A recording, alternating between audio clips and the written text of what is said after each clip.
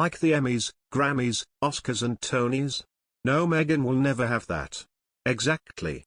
She seeks out constant public validation for her charity work, and yet her actual lifetime charity work is so ambiguous, short-lived, and unimpactful. It seems to me that she loves to recite meaningless speeches about causes she's interested in: women's rights, rights for black people, parental leave for parents, mental health, etc., which is great, but what has she done/is she going to do in order to help these causes? What statistics can she present on outcomes she has helped impact, over time, in any one of her charitable interests? All she seems to be able to do is name one-off charitable events she has appeared at, or participated in, but no commitment at all to a long-standing movement, volunteer project, plan, or really even organization she's a part of and volunteers hands-on hours to on a weekly basis. So, this begs the question, what is she doing exactly that's so charitable?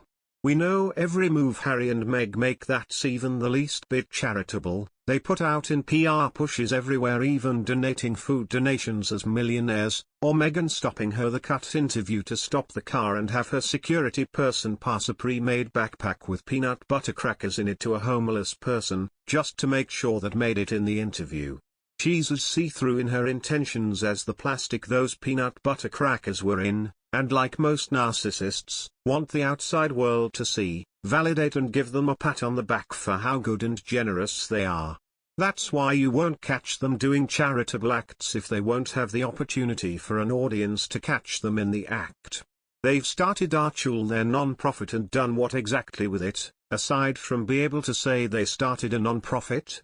She has to have actually set a record, as the tweets suggested, for having the shortest stint, combined with a lot of it being paid vacations, as a working royal. What exactly did she accomplish during her year, and how many every month she was one?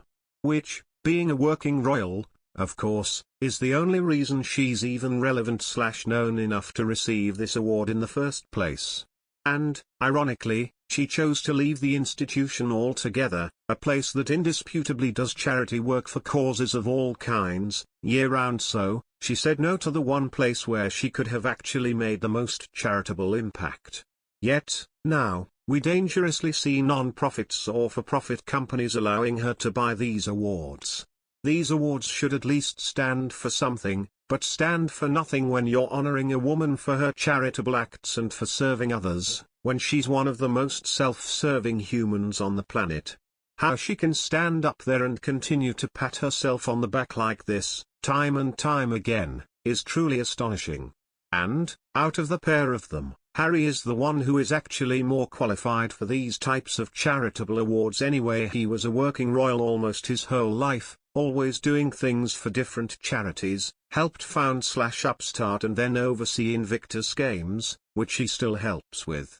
I'm not saying either one of them need to be given an award, but I'm just saying it's ironic how she's the one seeking out and getting these awards, when Harry's the only reason she even gets them anyway, and he's actually done far more for charity than she has from what we've seen.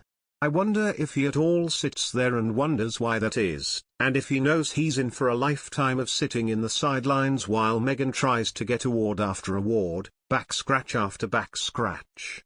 And, how socially inept Meg has to be to not realize that doing these kinds of things just makes her look desperate. She needs to go actually do some charity work, and be about it, not just talk about it, and accept awards for it. Over it.